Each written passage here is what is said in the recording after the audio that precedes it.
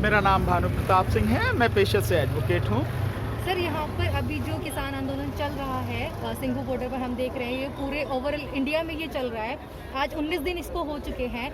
आपको क्या लगता है कि सरकार इस पर झुकने के लिए तैयार क्यों नहीं है? सरकार बिल्कुल झुकेगी, तैयार ना हो, दिखा रही है, अपनी अकड़ दिखा रही है। अहंकार इतनी आसानी से नहीं टूटता। तो जो ईगो सरकार ने पाली हुई है, जो अहंकार प्रधानमंत्री जी ने पाला हुआ है, टाइम लगेगा, कोई दिक्कत नहीं है। सरकार को झुकना पड़ेगा, क्योंकि जो किसानों की मांग है वो मांग बिल्कुल जायज़ है। जो तीनों कानून किसानों से बिना डिस्कस किए इस सरकार ने पास किए हैं, और वो तीनों कानून वो हैं जो इस देश को पूरी तरह से तबाह करने वाले हैं, इस देश की जनता को गुलाम बनाने वाले कानून हैं।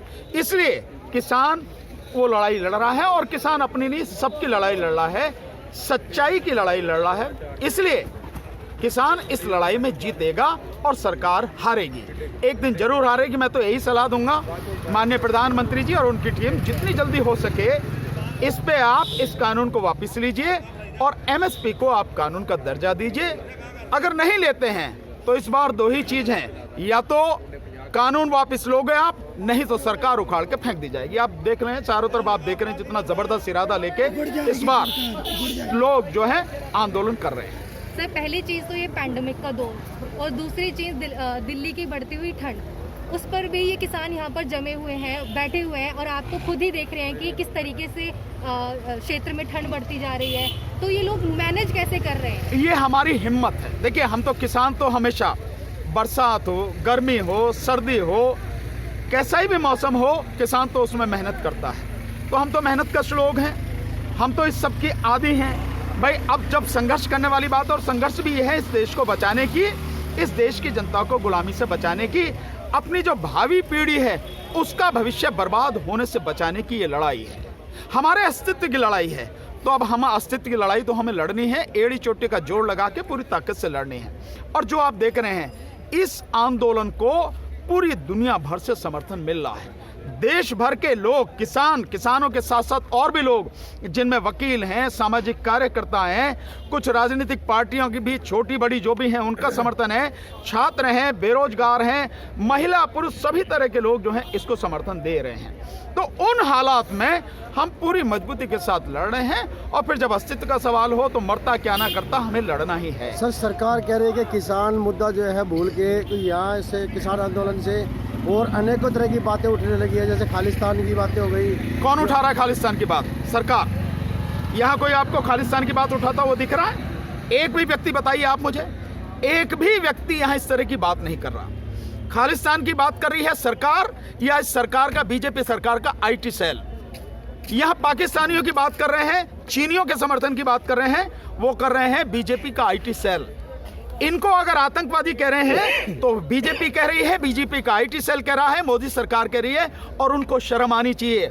ये बहुत ही निर्दोष, बहुत सरल स्वभाव के सच्चे किसान हैं जो अपने हक की लड़ाई लड़ रहे हैं और पूरे देश की जनता की लड़ाई लड़ रहे हैं। आप उन पर ये आरोप लगा रहे हो, और अगर आप ये आरोप लगा रहे हो तो मुझे एक सवाल का जवाब दो, आप इनसे बात क्यों कर रहे हो? आप इन्हें खालिस्तानी, आतंकवादी सब कुछ कह रहे हो, और इन्हीं के साथ अब तक 6 दौर की आपकी बातें हो चुकी हैं। क्यों कर रहे हो आप हमसे बात?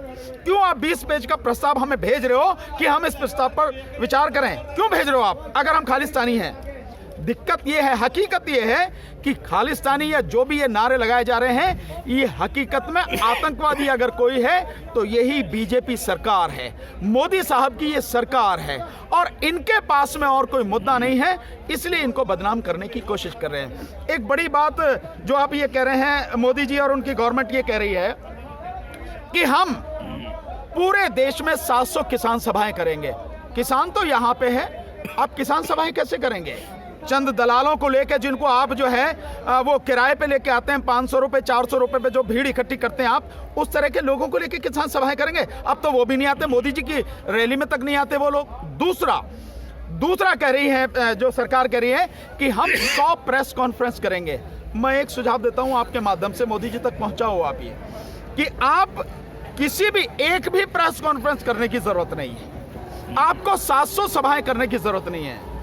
माननीय मोदी जी, 7 साल होने जा रहे हैं आपके शासन को, एक प्रेस कॉन्फ्रेंस नहीं करी आपने।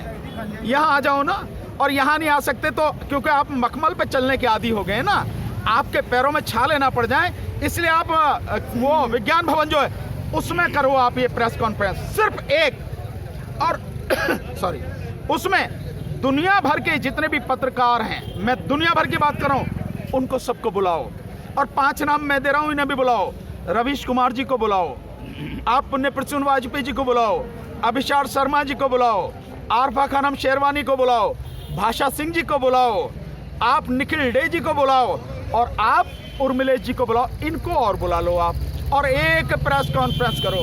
प्रभु, उसी में हो जाएगा सब कुछ। आपका जो भी निपटारा होना है उसी में हो जाएगा, इतने की करने की जरूरत नहीं है। पर मैं जानता हूं सच का सामना करने की माननीय प्रधानमंत्री जी में हिम्मत नहीं है। माननीय प्रधानमंत्री जी केवल झूठ बोल सकते हैं, लोगों को गुमराह कर सकते हैं, यही काम रात दिन वो कर रहे हैं। तो ये जो सारी चीजें कर रहे हैं, ये किसान इस देश को बचाने की लड़ाई लड़ रहा और हटेगा नहीं जब तक जीतेगा नहीं। सर, जिस तरह से कोरोना काल का जो समय चला हुआ है और सरकारों ने जो है कहा हुआ है, दिल्ली सरकार हो या भारत सरकार हो, शादी ब्याह पर तो जो है कि अंकुश लगा दिया गया कि 50 आदमी से ज़्यादा नहीं जाएंगे और मास्क लगा के रहेंगे सब जगह। लेकिन यहाँ पर अगर हम देखें, ना तो सरकार की तरफ से कुछ है, किसी भी किसान का आज तक टेस्ट किया गया कोरोना का, और ना ही कोई शायद मेडिकल टीम भी लगाई गई हो। देखिए, मैं ये मानता हूँ कि कोरोना निश्चित रूप से बीमारी है, लेकिन जितनी है उससे कहीं ज्यादा इसका दुष्प्रचार किया गया है।